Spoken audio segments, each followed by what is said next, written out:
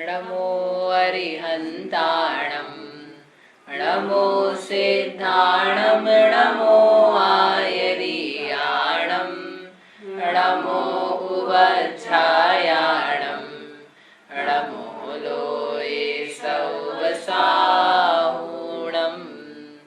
नमः श्रीवर्धमानाय निर्धूतकलिलात्मने सालोकानां त्रिलोकानां यद्विद्यादर्पणायते। ये मांगलिक ग्रंथ श्री रत्नकरण श्रावकाचार्य है। इसके रचयिता आचार्य भगवान श्री समंत भद्र स्वामी हैं। इसमें 7 अधिकारों में से पहला अधिकार है सम्यक दर्शन अधिकार। सम्यक दर्शन में जो दोष ना लगे वो दोषों का वर्णन आचार्य देव करते हुए 8 मदों के बारे में बताया था। कौन कौन से 8 मद? ज्ञान मत, ज्ञान, जाति, पूजा, कुल, तप, फिर एक शरीर मत था, रूप मत, तो 2 रह गए। सम्मान का मत। हाँ, सम्मान का नहीं, वो तो पूजा में आ गया। बल वृद्धि, इसलिए वो पहली लाइन है। ज्ञानम पूजाम कुलम जातिम बल वृद्धिम तपो वपु, ये 8। तो कल इसके बारे में हो गई चर्चा पूरी। अंत में आपसे कहा था कि विश्लेषण करना, विचार करना, करा किसी ने? मतलब बताना नहीं आपको, आप चिंता मत करो कि मेरे को ये हो, मेरे को वो नहीं है। वो अपने को नहीं चाहता हूँ मैं सुनना, लेकिन करा कि नहीं करा विचार वो हम जानना चाहते हैं कि अपने में कौन सा है। अपने को तो कुछ नहीं है, देखो अपन तो शून्य है, कोई मद नहीं है। तो नहीं हो तो अच्छी बात है, को होगा हम ऐसा नहीं कह रहे, लेकिन देखने चाहिए। नहीं तो फिर वो तब मद में, ज्ञान मद में आ जाएगा। हमको घमंड नहीं आता, घमंड नहीं करना। तो जैसे क्रोध वाला होता ना, क्रोध वाला कहता मेरे को क्रोध ही नहीं रहा है, सामने में क्यों इतना गुस्सा कर, मैं क्या गुस्सा कर रहा हूँ, इतनी जोर से क्यों बोल रहे हो, कहाँ जोर से बोल रहा हूँ। तो क्रोध करता करता बोलता जाता है कि मेरे को क्रोध नहीं आ रहा है, चिल्लाता हुआ बोलता है कि मेरे को नहीं चिल्लाने में आ रहा है, जबकि वो खुद चिल्ला रहा है। ऐसे ही मान करता हुआ व्यक्ति, मेरे को मान बिल्कुल भी नहीं है, बिल्कुल घमंड नहीं है। एक बात का घमंड नहीं साहब, मैं इतनी पूजा करता हूँ, मेरे को घमंड ही नहीं है। आज तक मैंने किसी से कहा नहीं कि मैंने ये विधान किए, इतनी यात्राएं करी। मतलब क्या होता है, व्यक्ति गिनाता जाता है और यही मानता नहीं है कि मुझे घमंड भी है। तो ये तो और अज्ञान वाली दशा है। तो फिर भी ये था अपना विचार कि अपन सभी विश्लेषण करें अपना अपना, स्वयं, सामूहिक नहीं, व्यक्तिगत, कि वास्तव में मुझे कौन से मद हैं। क्योंकि ये बड़ा दुर्लभ होगा वास्तव में कि हमें कोई भी मद नहीं है। क्योंकि सामान्य रूप में अपन देखो तो मद कहीं ना कहीं किसी रूप में व्यक्त हो जाता है। किसी की प्रधानता रहती, किसी की अप्रधानता रहती। जैसे शरीर मद है तो लगभग जितने जीव हैं उनको शरीर मद यानी अपने रूप का मद रहते ही जनरली। दूसरे को देख करके, उससे कंपेयर करके हीनाधिक भाव तत्काल कर लेता है।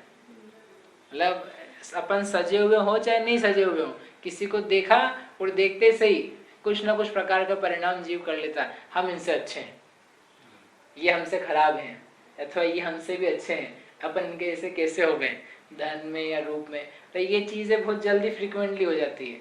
धन को लेकर के, मैंने कहा कि अपना धन वृद्धि, धन को लेकर के कंपेयर करते ही वो, बल्कि आजकल की स्थिति तो वैसी है, लोग कंपेयर कैसे किया जाता है, कैसे, जैसे एक व्यक्ति की शादी होनी, लड़का था, तो लड़के के लिए लड़की वालों से बात करी फोन पे, तो लड़की वाला क्या पूछता है, लड़का कमाता कितना है, क्या पैकेज है, नाम पता परिवार बाद में। सबसे पहले क्या पूछना है, पैकेज क्या है आपका, यानी उसको नाप कहाँ से रहा है, धन से नाप रहा है। ऐसे होता है मतलब होना नहीं चाहिए, ऐसा होता है। इसका मतलब लोग नाप किससे रहे हैं, धन से, क्योंकि धन मद है। हम इतने स्टेटस वाले हैं, हम इतने ऊंचे वाले हैं, तो हमारे साथ जो आएगा वो ऐसा रहेगा कि नहीं रहेगा। ये नहीं व्यक्ति देखता कि मैं कैरेक्टर वाला हूँ, मुझ में जैनत्व है, मुझ में संस्कार है, तो व्यक्ति जो आएगा उसमें ये सब है कि नहीं है। ये बातें बात वाली है। मतलब आपकी बात करने से समझ में आ जाएगा कि आपको वैल्यू किस चीज़ की है, आप किसको वैल्यू दे रहे हो, किसके ऊपर भाव ज़्यादा बना हुआ है। ठीक है, तो आप विचार करना, आप स्वयं देख लेना।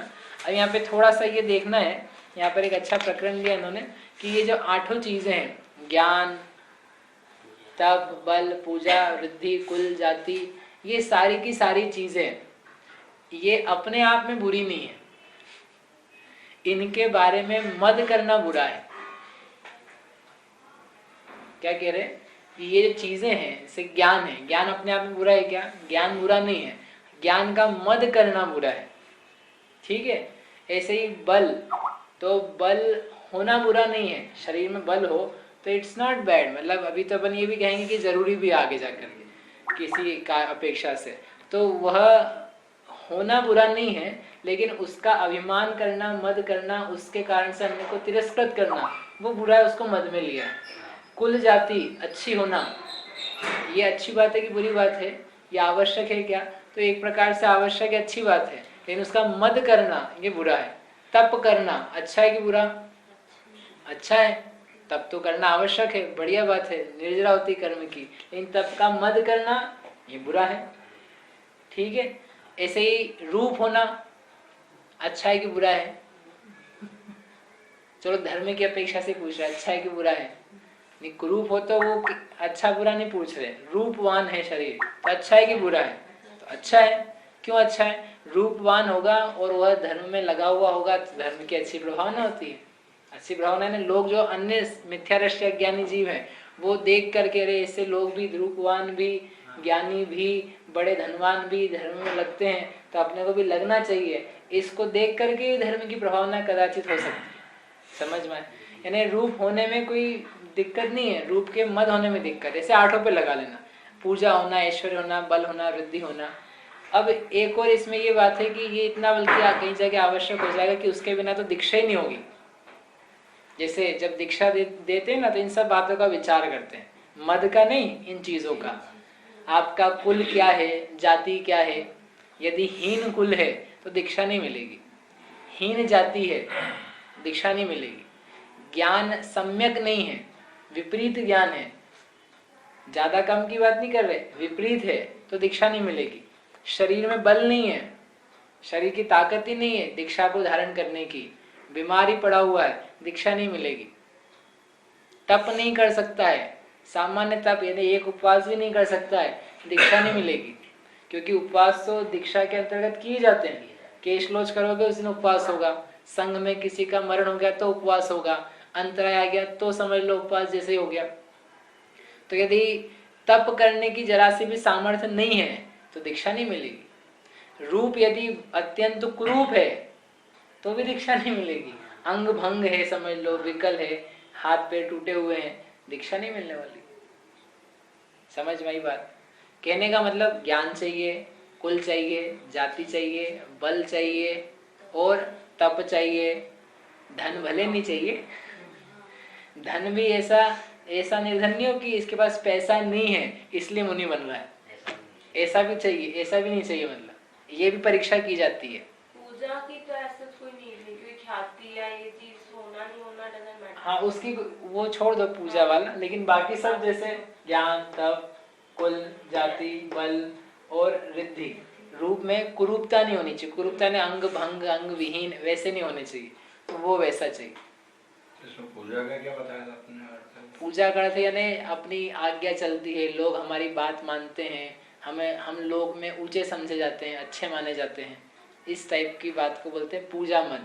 जैसे कर्मचारी अफसर वगैरह रहते हैं ना, तो उनकी एक प्रकार से उच्चता रहती है, पूजा होती है। एक्टर्स या सेलिब्रिटीज हैं तो उनकी पूजा हो रही है, तो वो कोई कुल अच्छा है, उनकी जाति अच्छी है, ऐसी कोई बात नहीं है। धन भी बहुत ज्यादा, वैसा भी कुछ नहीं, धन उससे भी ज्यादा दूसरे लोगों के पास हो, लेकिन उसका एक प्रभाव है, प्रभुत्व है, उसकी बात को लोग मानने के लिए तैयार हैं, उसके पीछे फॉलो करते हैं, उसकी पूजा करते हैं, तो उसको बोलते हैं पूजा मत। वो भी अपने आप को उससे बड़ा मानता है, मेरे 1 करोड़ फॉलोअर्स है, कहाँ पर? ट्विटर पर। तो क्या तुम्हें बचाने आएंगे? क्या करेंगे? ट्विटर क्या करेगा तुम्हारे लिए?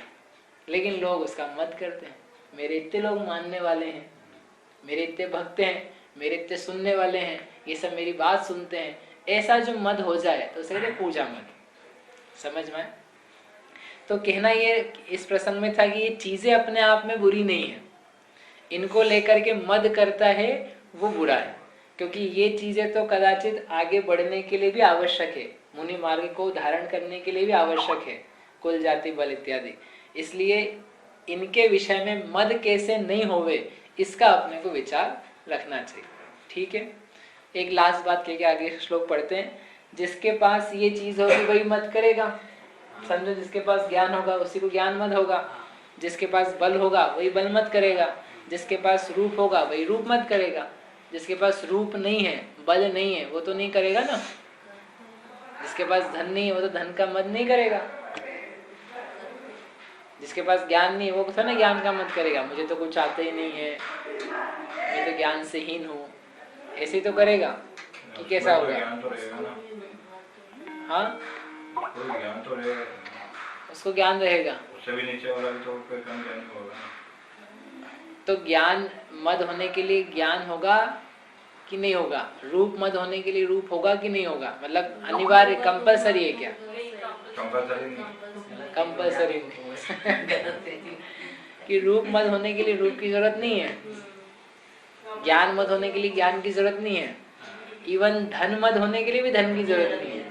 थोड़ा बहुत ही हो तो ये अपने आप को, हम यहाँ के राजा हैं, हमारी बात सब मानते हैं, मेरे पास जितना होता है किसी के पास नहीं है, ऐसा मान के सोच के धन का मद, रिद्धि मद आदि करने लग जाए। लेकिन इनको होने के लिए जरूरी नहीं कि वो चीजें हो तो ही मद हो, वो बल्कि ज्ञान के बारे में तो अपन ने ये देखा था कि ज्ञान है तब तो मद नहीं होगा, और ज्ञान नहीं है तभी मद करेगा, क्योंकि ज्ञान के अभाव में ज्ञान का मद होता है, ज्ञान के सद्भाव में मद नहीं होता। यदि होता तो फिर मन परे ज्ञानी, अवधि ज्ञानी उत्पन्न ही नहीं होते, वो तो होते ही निर्मलता में। ठीक है, तो इसलिए इन मदों के होने के लिए उनका होना भी आवश्यक नहीं है, उन वस्तुओं का होना।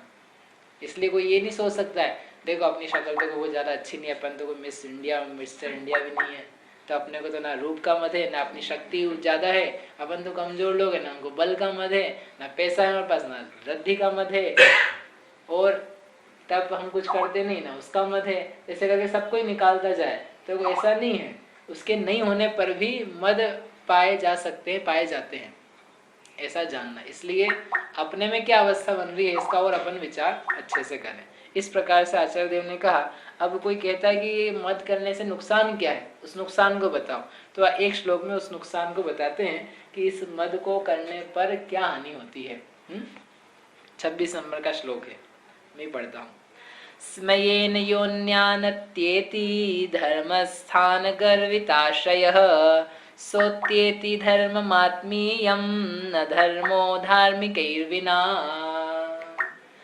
क्या कह रहे हैं इसमें? बहुत अच्छी सूक्ति है अंत में, न धर्मो धार्मिकैर्विना। क्यों अब ऐसा दिया उन्होंने, उसके ऊपर से पढ़ते हैं। स्मयेन, स्मय का अर्थ क्या बताया था? मद। मद यानी अहंकार, घमंड करना, दूसरे को तिरस्कार करने का परिणाम वह स्मय। ऐसे स्मय से यह जो व्यक्ति गर्विताशय, गर्वित आशय वाला यानी अपने आप को ऊंचा मानता हुआ, गर्वित चित्त होता हुआ, कैसा हो रहा है? धर्मस्थान, जो रत्नत्रय रूप धर्म में स्थित धर्मस्थ, उसमें द्वितीय विभक्ति लगे धर्मस्थान। जैसे स्वस्थ, स्वस्थ किसे कहते हैं? जो बढ़िया हो उसको स्वस्थ कहते हैं। स्वस्थ, स्वस्थ यानी स्व प्लस स्थ, स्थ यानी स्थित होना, स्व में जो स्थित होवे उसको बोलते हैं स्वस्थ। शब्द सुना छद्मस्थ, क्या होता है छद्मस्थ होने का? छद्मस्थ यानी क्या होता है? गलती कर दी, हाँ बोल के हमने सुना है।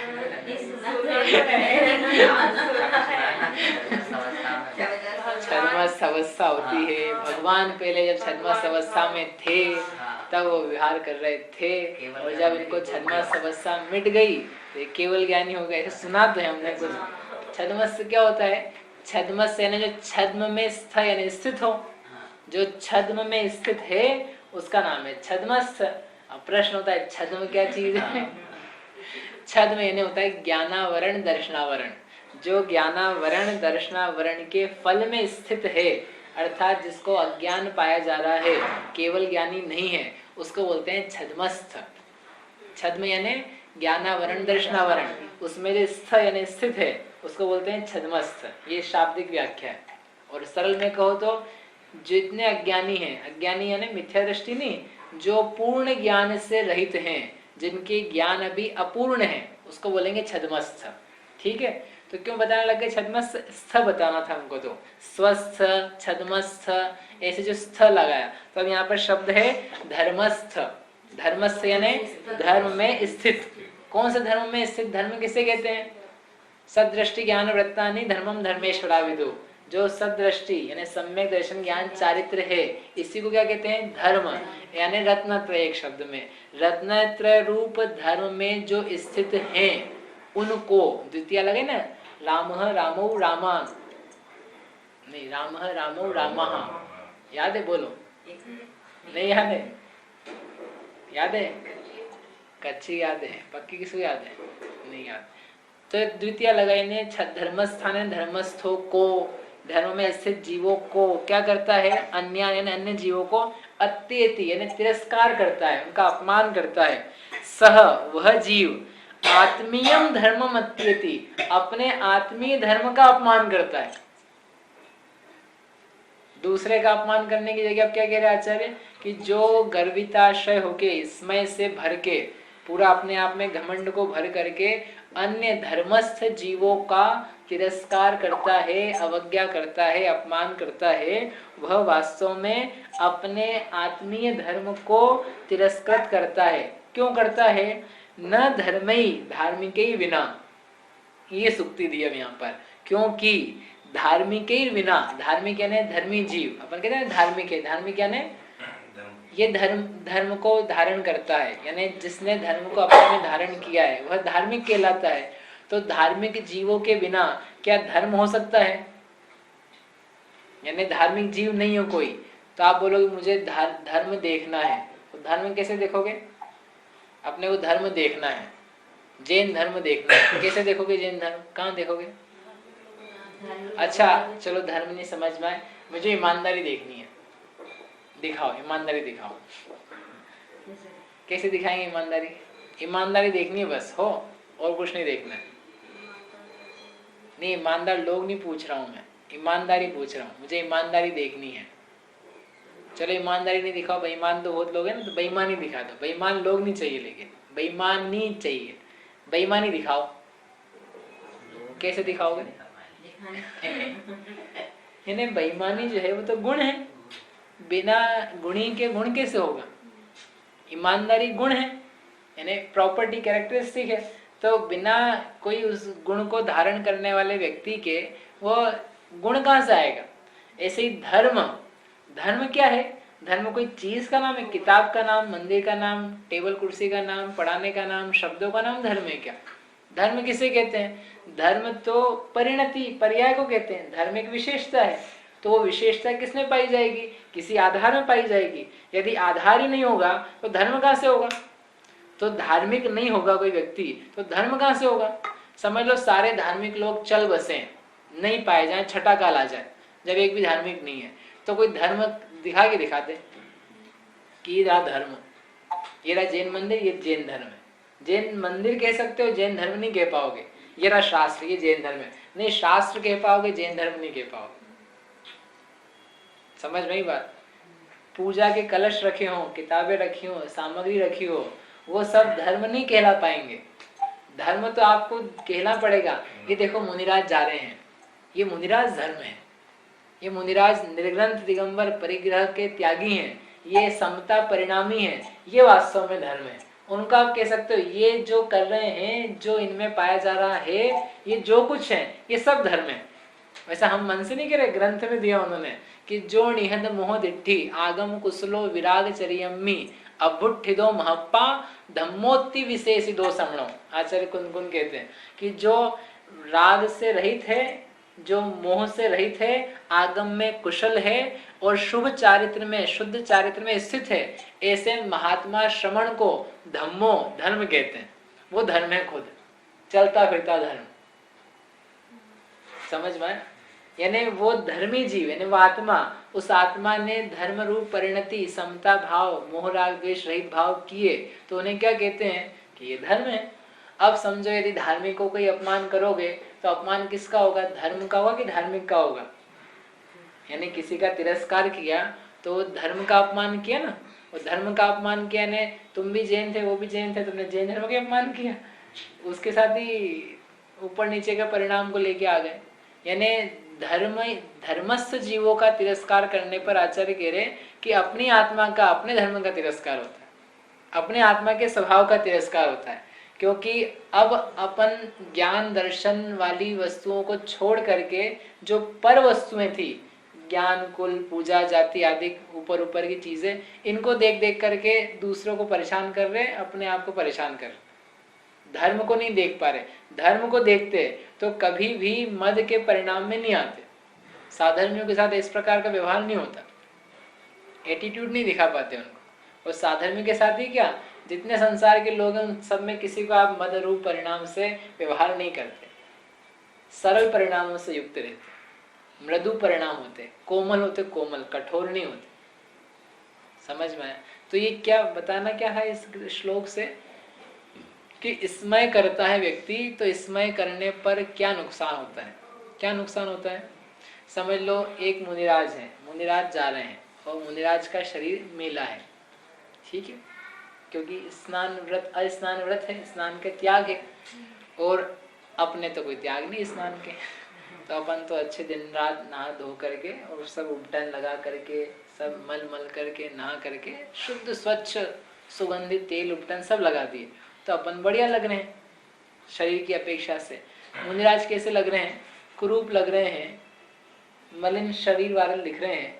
ऐसे मुनिराज को देख करके एक व्यक्ति तिरस्कार करे, कैसे भद्दे शरीर वाले, कुरूप से, नग्न, कैसे कुछ तो भी दिखते हैं, ये क्या है इनका? देखो मुझे, मैं कितना सुंदर हूँ, मेरा रूप कितना बढ़िया है, मेरे आगे पीछे कितने लोग हैं, ये मुनिराज तो कैसे अच्छे नहीं है, मजे नहीं आए इनको देख करके, इनका तो कोई स्थान ही नहीं है इस विश्व में। ऐसा वो व्यक्ति वचन कहे तो उसने क्या किया? वास्तव में उसने मुनिराज का कितना बुरा किया, मुनिराज का धर्म बिगाड़ दिया ना। मुनिराज को गालियां तो नहीं दी, मतलब इस प्रकार के अपशब्द, अवज्ञा, तिरस्कार, हीनता के वचन कहे, तो मुनिराज का धर्म बिगड़ गया पूरा का पूरा? नहीं बिगड़ा। क्यों? इतना तो बेकार कह रहा है, उनका कुछ नहीं बिगड़ा। अच्छा, तो फिर किसका बिगड़ा? खुद का कहां से बिगड़ गया? खुद का क्या बिगड़ा? खुद का भी कुछ नहीं बिगड़ा। तो फिर कि खुद का बिगड़ा, क्यों बिगड़ा खुद का? कि ये बिगड़ा कि वह धर्म को नहीं देख पाया, उसे धर्म नहीं दिखाई दे रहा है, ना धार्मिक दिखाई दे रहा है। अर्थात जब धर्म दिखाई नहीं दे रहा है तो मेरी भी आत्मा में ऐसा धर्म है, ऐसे अपने धर्म को भी भुला बैठा है। यदि उसे ध्यान रहता, रत्नत्रय धर्म है, ये मुनिराज रत्नत्रय के धारी हैं, शुद्ध रत्नत्रय इनके पास पाया जा रहा है, और उस रत्नत्रय की पूजा करनी चाहिए, उसके सामने नमन करना चाहिए। ये शरीर का रूप तो क्या काम का, ये मेरा रूप जो है ये तो कल नष्ट हो जाए कि परसों नष्ट हो जाए, क्या ठिकाने इसके, और शरीर तो अंदर से सारे अशुचि है। कदाचित ऐसा विचार करता तब तो वह धर्म की तरफ झुकता, लेकिन ये सब नहीं देखता, वह ऊपर ऊपर देख रहा है, बहिरात्मा होता हुआ मात्र शरीर की ऊपरी चमड़ी को देख रहा है। इसका मतलब अज्ञान में से जा रहा है, धर्म को भुला बैठा है, और अपनी आत्मा के रत्नत्र रूप धर्म का भी उसने क्या कर दिया? तिरस्कार कर दिया। जब सामने साक्षात रत्नत्रय होते हुए वहां नहीं देख रहा है, तो अपने में होते हुए कैसे देखेगा? जो कि अभी तो गुप्त रूप में है, प्रकट रूप में भी नहीं है। जिनका प्रकट है, जिनमें व्यक्त है, उनमें नहीं दिख रहा है, तो जिसमें प्रकट नहीं है, व्यक्त होना बाकी है, उसमें कैसे दिखेगा? तो हो गया ना फिर धर्म का, अपने धर्म का तिरस्कार। ये सिद्ध करना था अपने तो, कि उसका तिरस्कार करने पे अपना तिरस्कार कैसे होगा? हमने तो उसका तिरस्कार किया है, हमने मुनिराज का तिरस्कार किया है, हमने मुनिराज को बुरे वचन कहे, अथवा समझो किसी धार्मिक को जाति कुल का दोष लगा के या उसको नीचा दिखा के उसमें लगाया है ना। हमारे पास कैसे आ जाएगी उल्टी बात? आप ये बात बताओ, तो आपकी तरफ उंगली करी कि नहीं करी हमने? ऐसा दिखाते हैं लोग, तुम बताओ, तुम खड़े हो जाओ, तुम्हें दिखाएंगे, ये उंगली करी एक ताड़ना के रूप में, अच्छी नहीं मानी जाती।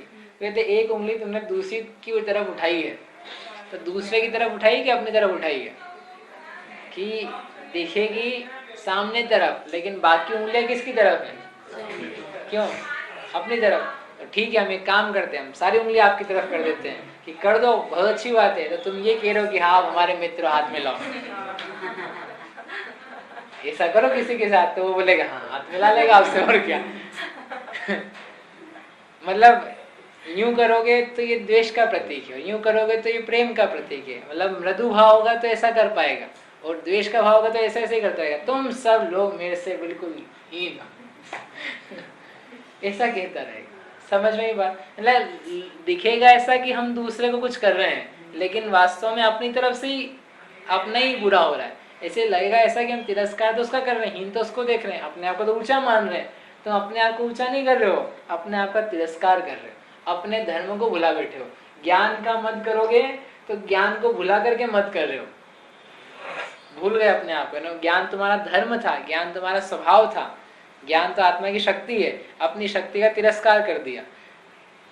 ज्ञान मद के अंतर्गत केवल ज्ञान नहीं पैदा हो पाएगा। जिसको मद नहीं है वो तो केवल ज्ञान ही हो जाएगा, तुम बैठे रह जाओगे।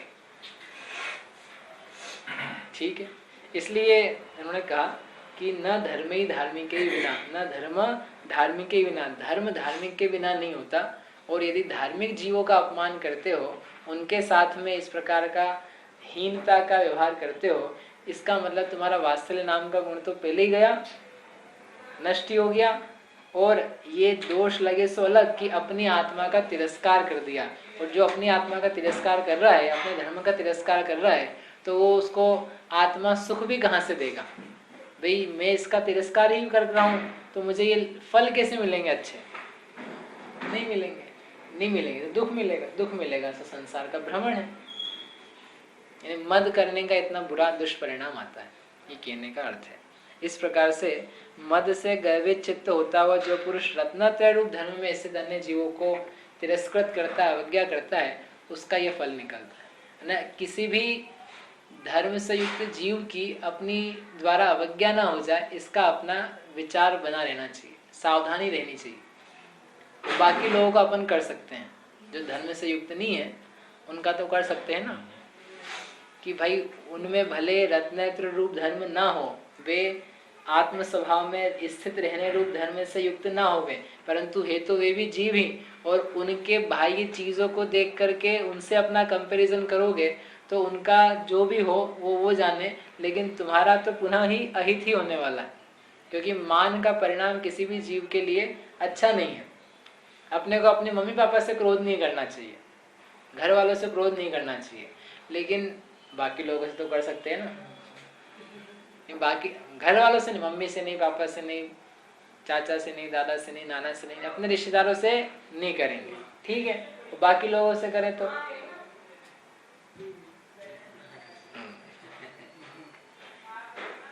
अच्छा। अपने को ना बहुत सारी वस्तुओं को जोड़ने का लोभ तो नहीं रखना चाहिए। 4 मकान हो, 50 जोड़ी कपड़े हो, 10 जोड़ी चप्पल जूते हो, ऐसा लोभ नहीं करना चाहिए। लेकिन 2 जोड़ी कपड़े हो, एक छोटा सा मकान हो, छोटा सा मंदिर हो, छोटा सा मंदिर बनाएंगे तो ऐसे छोटा छोटा सा तो रख सकते हैं ना, कर सकते हैं। कि छोटा हो कि बड़ा हो, लोभ थोड़ा सा भी काम का नहीं है। ऐसे ही क्रोध घर के विषय में हो चाहे बाहर के विषय में हो, काम का नहीं है। इसी प्रकार से मान मद का परिणाम धार्मिकों के प्रति हो या अन्य जीवों के प्रति हो, काम का नहीं है। क्योंकि सब कषाय रूप है, इसलिए अहित रूप। इसलिए हम किसी भी परिस्थिति में मद युक्त परिणाम से युक्त ना हो जाए, ऐसा अपने का परिणाम उत्पन्न हो। अब इसके आगे यहाँ पर दूसरा एक विषय चालू होगा। उसके पहले एक और श्लोक है इसमें कि आप यदि ये संपदा है तो उसका तो हमको गर्व हो ही जाता है, होना ही चाहिए। संपदा इकट्ठी करेंगे तो अच्छा और हमारा काम बनेगा। तो उसका उत्तर एक बहुत अच्छा सुंदर दिया है, अपन कल पढ़ेंगे। एक बात इसमें कहनी है कि ये जितनी चीजें हैं तो हम गृहस्थ अवस्था में जब तक हैं तो मद नहीं हो ये तो संभव है, लेकिन मान कषाय पाई जाती है। अर्थात समझो किसी के पास धन है तो ये तो जानते ही ना मेरे पास धन है, और जितना पर्याप्त यदि धन है तो उसको लेकर के थोड़ी निराकुलता सी भी रहती है, ताकि घर के काम काज सजते रहते हैं।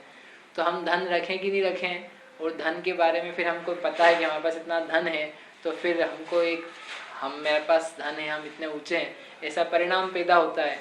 तो मान कर शायद तो हो सकती है, जिसको परसों कहा था कि हमारे पास इतना धन है, संपत्ति है, मेरा शरीर का रूप ऐसा है, शरीर का बल ऐसा है, मेरा बल नहीं ऐसा, ना मेरी वस्तु है, ऐसा सम्यक ज्ञान रहे, लेकिन ऐसा भाव तो फिर भी है कि मेरा धन है, मेरी संपत्ति है, मेरा कुल जाति है, तो ऐसा परिणाम बना हुआ हो सकता है। उस बने हुए होने में भी हानि है, लेकिन वो इतना हानिकारक नहीं है जितना कि मदरूप परिणाम है, कि जिसको लेकर के अपन तिरस्कार दूसरे का करते हैं। तो अपना पहले तिरस्कार वाला परिणाम जो है वो दूर हो, फिर पश्चात में कषाय का परिणाम दूर होगा। ठीक है, ऐसा जानना। और एक बात थी वो अपन कल कहें। कोई प्रश्न इसमें किसी को? जावाणी के ज्ञान ते सूझे लोकालो, सो वाणी मस्तक नभो सदा देत हो।